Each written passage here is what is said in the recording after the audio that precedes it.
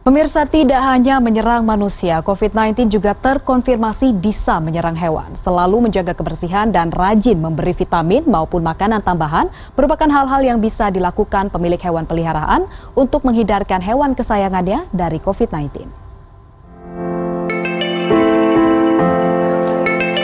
COVID-19 tak hanya menyerang manusia, tapi juga hewan. Saat ini terdapat beberapa laporan konfirmasi kasus positif COVID-19 pada anjing, kucing, bahkan harimau yang terjadi di berbagai negara. Potensi penularan COVID-19 pada hewan membuat pemilik hewan peliharaan menjadi lebih waspada.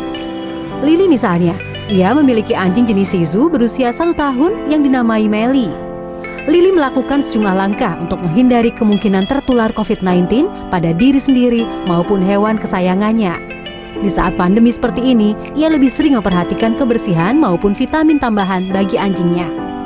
Vitamin dan makanan tambahan rutin ia berikan setiap hari untuk menjaga daya tahan dan stamina hewan kesayangannya tersebut. Bila sebelum wabah sebulan sekali ia membawa Melly ke pet shop, saat ini ia memandikan sendiri Melly di rumah setiap 2 minggu sekali. Selain untuk menjaga kebersihan, hal ini juga untuk meminimalisir kontak antara dirinya dan Melly dengan orang lain. Peralatan untuk mandi atau merawat Melly pun selalu dijaga kebersihannya. Kalau untuk main sama keluarga, palingan kita yang pertama itu kita selama corona ini biasanya dia tetap main sih kayak seperti biasa sama keluarga juga. Yang pasti untuk kebersihannya itu aja sih, palingan kita tambahin lebih sering aja nyemprotin disinfektannya seperti itu. Hingga saat ini, belum ditemukan kasus COVID-19 yang ditularkan dari hewan peliharaan pada manusia.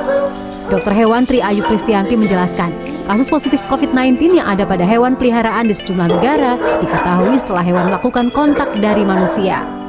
Dokter Tri menjelaskan, pemilik cukup menjaga hewan peliharaannya dengan menjaga kebersihan dan menjaga jarak hewan peliharaan dengan hewan lain serta orang lain yang rentan menularkan virus corona.